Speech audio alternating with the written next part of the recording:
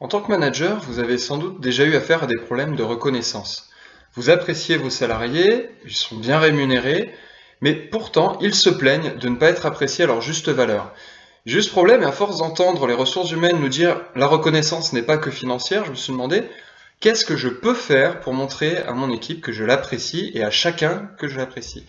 Et pour répondre à cette question, je suis allé chercher un livre que j'utilise à titre personnel et qui explore la reconnaissance d'une manière bien particulière. Ce livre, c'est Les langages de l'amour par Gary Chapman. Alors, vous allez vous dire, mais que vient faire l'amour dans l'entreprise?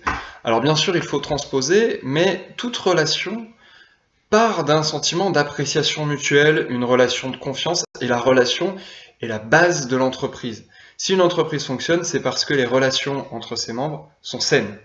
Donc, pour répondre au problème d'appréciation, il faut aller chercher le langage le plus exigeant. Si vous êtes capable de montrer à votre conjoint que vous l'aimez, vous serez encore plus facilement capable de montrer à un collaborateur que vous l'appréciez. Ce que nous explique Gary Chapman, c'est que tout le monde a besoin de se sentir aimé, mais que tout le monde ne perçoit pas l'amour de la même façon. Tout le monde ne va pas percevoir votre reconnaissance de la même manière. Il y a 5 langages principaux et tout le monde est plus sensible à un ou deux d'entre eux. On va donc les passer en revue. Ça commence par les cadeaux. Vous l'avez vu juste avant. Une personne qui a besoin de cadeaux n'est pas forcément matérialiste, elle a besoin de sentir que vous l'appréciez par ce langage-là. Il y a les services rendus. Qu'est-ce que tu as fait pour moi qui montre que tu as envie de m'aider? Les moments de qualité, est-ce que tu prends du temps avec moi? Les paroles valorisantes, est-ce que tu me dis que tu m'apprécies? Et enfin, le contact physique, on verra que c'est le plus difficile à transposer de la relation de couple à la relation d'entreprise, mais c'est aussi un langage qui est important. Alors pour le langage des cadeaux, et comme pour tous les autres, on va suivre la même trame. Première question à laquelle on va essayer de répondre, c'est comment on reconnaît quelqu'un qui est sensible? Alors c'est simple, quand quelqu'un est sensible à un langage, il l'utilise pour s'exprimer. La personne sensible au cadeau, c'est celle qui va insister lourdement pour vous payer le café, qui va toujours avoir la petite pensée, le petit geste, les chocolats, voilà, des choses comme ça. Et bien, de la même manière, faites attention à ne pas confondre les cadeaux et la paye.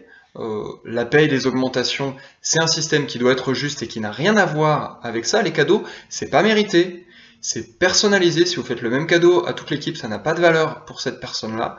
Ce qui a de la valeur, c'est la petite pensée qui est spontanée, qui est individuelle, qui est volontaire, qui n'est pas méritée. C'est pour montrer que vous appréciez la personne pour ce qu'elle est et pas forcément que vous la récompensez pour quelque chose qu'elle a fait.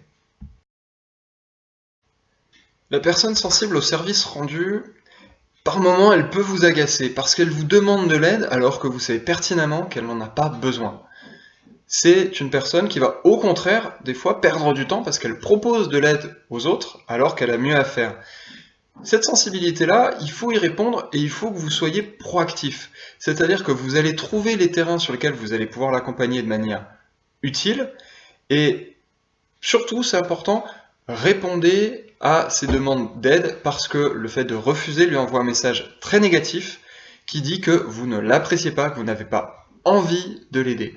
Donc, choisissez les terrains sur lesquels vous allez rendre service, créez des opportunités, et vous allez voir que cette personne va s'épanouir et va au contraire essayer de super former pour vous rendre service à son tour. Les moments de qualité, c'est un langage qu'on utilise assez spontanément en tant que manager quand il y a un coup de mou dans une équipe, ou même de manière récurrente, on va organiser un team building, un moment convivial tous ensemble. Beaucoup de gens y sont sensibles, certains y sont complètement insensibles, ça ne leur fait rien. Pour ceux qui sont sensibles, ce qui est important, c'est que vous fassiez attention d'être disponible, parce que l'indisponibilité pour eux, ça veut dire que vous ne vous intéressez pas à eux, et aussi que vous laissiez de l'espace pour l'extra-professionnel, pour discuter, pour prendre un repas après une réunion, mais là aussi, choisissez vos terrains. Si vous trouvez des occasions de passer du temps individuel avec cette personne pour conduire un projet, quelque chose qui est encourageant, motivant, la personne va en plus se sentir reconnue, appréciée parce que elle a un temps particulier avec vous, personnalisé. Là aussi, le temps collectif sera beaucoup moins efficace que le temps individuel. « » Choisissez vos terrains et communiquez. Les paroles valorisantes, on peut le traduire avec un autre mot, les compliments. Il y a des personnes qui sont très sensibles à ça, souvent c'est celles qui en font beaucoup, je l'ai dit tout à l'heure, la personne qui est sensible au langage l'utilise, mais aussi les personnes qui en demandent beaucoup. Alors, quelqu'un qui est sensible à ce langage, si vous vous concentrez sur le négatif, elle se sent très dévalorisée. Quand vous parlez de ces pistes de progrès, vous l'attaquez personnellement. Typiquement, l'exemple pris dans la vie personnelle, vous avez fait le ménage, votre conjoint rentre et dit « il y a une tâche ».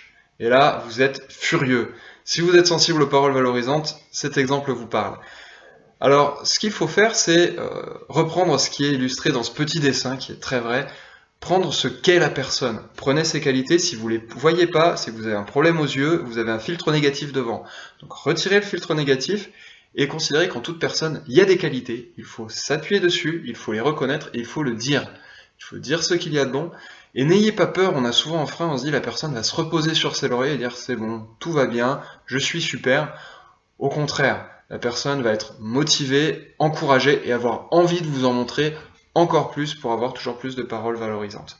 Donc soyez sincères, je le dis, je le répète, c'est très important et dites le bien que vous pensez des autres. Attention, attention sur le contact physique, on respecte les distances, il n'est pas question de faire des câlins à vos collaborateurs, vous risquez d'avoir des problèmes. Par contre, vous avez tous entendu parler de la fameuse tape dans le dos.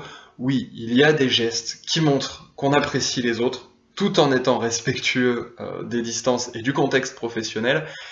Ce qui compte, c'est de voir quand un collaborateur est très tactile. Si vous ne l'êtes pas, ça peut vous gêner. Il faut réussir à passer par-dessus ça. C'est mon cas, je ne suis pas très à l'aise avec le contact physique. Mais il faut accepter de dire que on montre à la personne que oui, on l'accepte, on accepte de lever certaines barrières vis-à-vis d'elle, qu'on s'implique dans un petit geste, c'est-à-dire que c'est tout simplement une poignée de main, on a le contact visuel, on serre la main, on montre que voilà, on est là, on n'est pas déjà en train de regarder l'autre personne qu'on veut saluer. C'est des petits détails comme ça qui permettent de montrer à l'autre physiquement que oui, il y a une relation particulière. Alors ça vous fait 5 langages, autant de choses à apprendre, et vous devrez tous les apprendre puisque dans une équipe, vous avez des personnes qui sont différentes, qui ne sont pas sensibles aux mêmes choses. La première étape, ça va être pour vous de faire un autodiagnostic. À quoi êtes-vous le plus sensible? Qu'est-ce que vous utilisez spontanément pour communiquer votre reconnaissance? À partir de là, vous verrez sur quel terrain il faut travailler en étant à l'écoute de chacun pour voir le langage qui va le toucher, parler sur sa fréquence. Et vous verrez qu'avec des petites attentions, des petits détails, inutile d'en faire des tonnes, chacun se sentira plus reconnu pour ce qu'il est et impliqué dans ce qu'il fait.